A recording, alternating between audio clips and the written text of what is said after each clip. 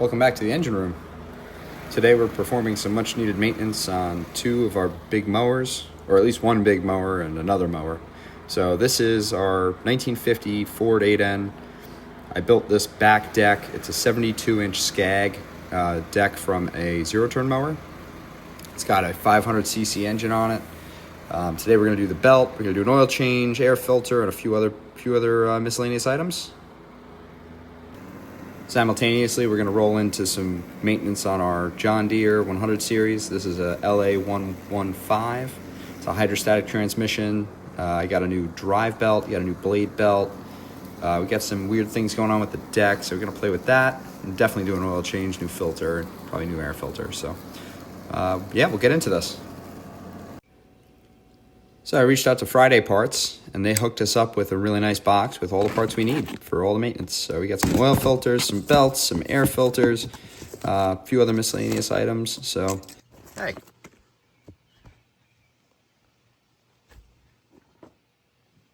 And a hat. That's not bad. Air freshener.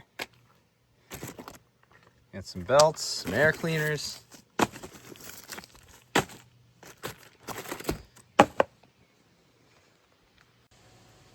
As I was talking about earlier, this is my homemade 72-inch three-point mower, finish mower. It's a 72-inch Scag deck. Put this engine on there. It's a 500cc Briggs Stratton. We're going to do the belt today. Got the oil filter over there. We're going to do an oil change. I'm going to start by dumping oil. I should really put a hose on this just to make it easier, but it's not too bad. With the three-point, I can actually tilt it back and just let it flow right out. It makes a little bit of a mess, but with the tray, it's not too bad. So that is our drain plug. We'll let this thing drip for a little while, get all that oil out, and then we'll work on this pulling the filter.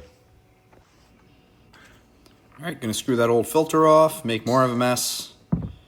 Dump that. Got the brand new one from FridayParts. This part number. Looks pretty good. It's got a little pressure relief valve in the bottom, which is nice to see. Pretty cool. So you're gonna get a drop of oil. Just want to coat that rubber. That way it spins on nice. Don't want to tear that up. Spin that girl back on.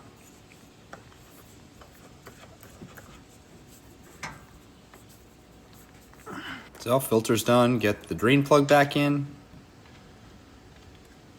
They're all square head like this, but I have these wrenches. They have the special, I forget how many point ratchet end or box end it has, but it fits the squares, which is nice. So it makes life real easy. Tighten that up, don't over tighten it.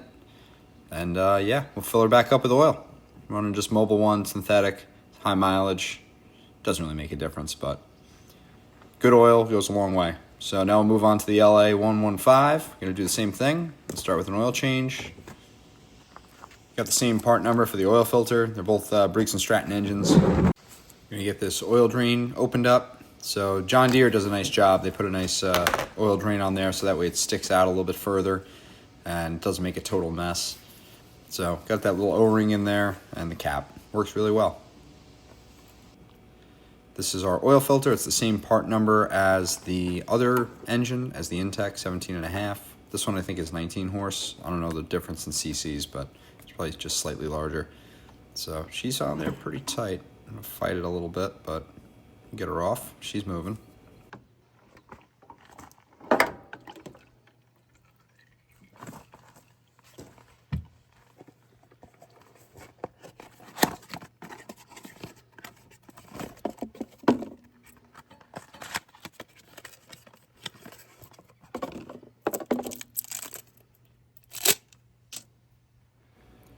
Steal a little oil off of there for the O-ring.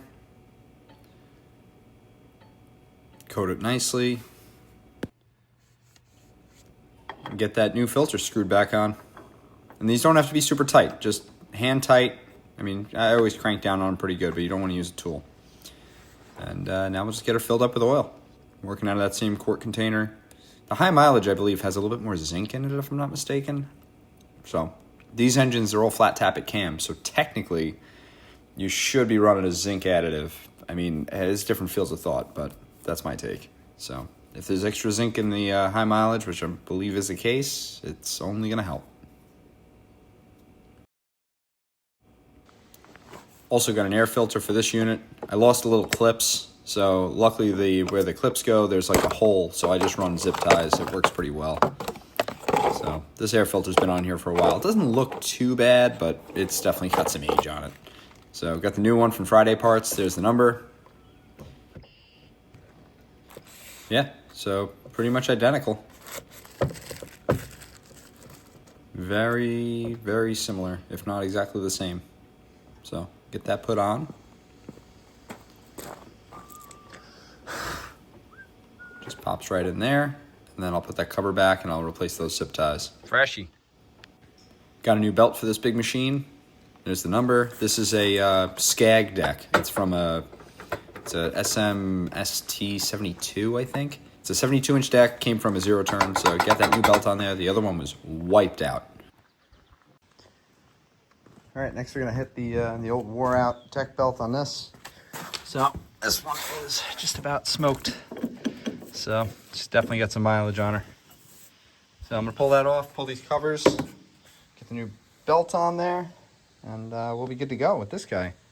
Be out mowing. That machine's just about done. Just started it up, tested it. So coming along. So I finally got this belt off, and you can really see how stretched out it is in comparison. So getting this freshie on there, cleaning out some grass, and we'll be good to go. Yeah, got our new deck belt on. Really wasn't too difficult. Just pulled these covers off. Pulled these covers off, and there's one bolt on one tensioner that you just need to lift up, but not too bad. But you can definitely tell right away that, like, just from the engagement, how much better it grabs. And then when you move the blades, it moves the engine, so much better. And I just leveled out this deck. We got these little levelers right here.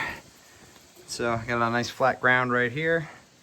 Got this thing leveled out. It was a little cattywampus before, but we are in good shape. So we're gonna be cutting in no time here. But definitely needed a belt. This is long overdue. This thing is shot. I'm gonna save it just in case, or in case this one goes, but should be good to go. This mower is really, really nice, I gotta say. I mean, with the hydrostatic control, like, you have a ton of control with the foot pedal and speed. It's a 19 horsepower engine, 42-inch deck. So the deck is kind of undersized, or I could say the motor is oversized for the deck, but it's great. It doesn't bog down. This grass is like almost 2 feet tall, and I mean, if you just take it slow, it goes through everything. Yeah, and with the fresh belt, it just eats. It just keeps going. It doesn't slip, no squeaking, and works great.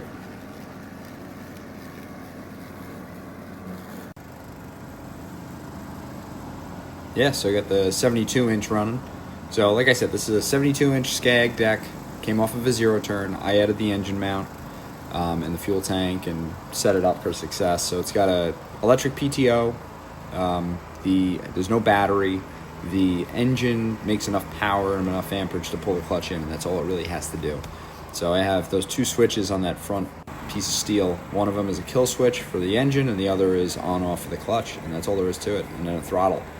I got that VP racing can. I was looking at boat tanks, and they were super expensive. I was originally going to put a boat style tank on there, but I just modified the pickup. I added like a piece of copper nickel tubing that goes all the way down into the bottom, and that's the pickup, and the little fuel pump pulls it up.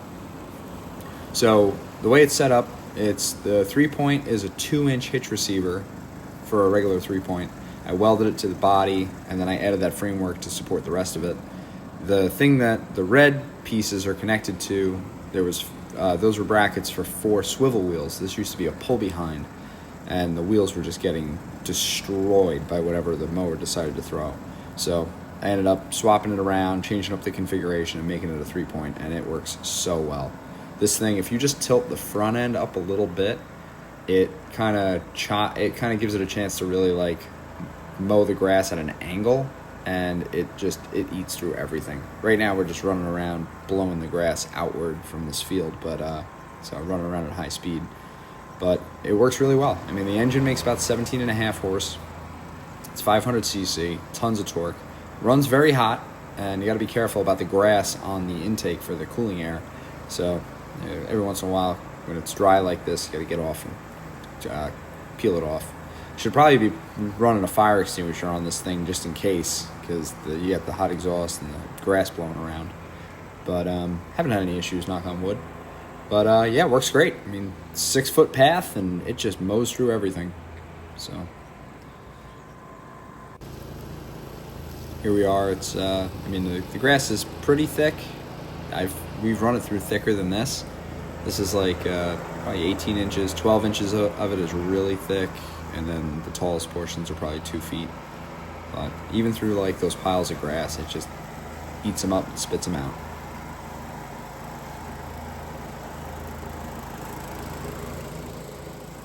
Created that tensioner right there. You can kind of see it with the spring. So that's just an arm. It's a piece of steel. Put an idler pulley on there, and that's what keeps the tension. That's the return side of the belt. So everything, or the tail end of it, the front end is all straight. So that way it pulls on those pulleys properly. And behind the tractor, I mean, it just works great.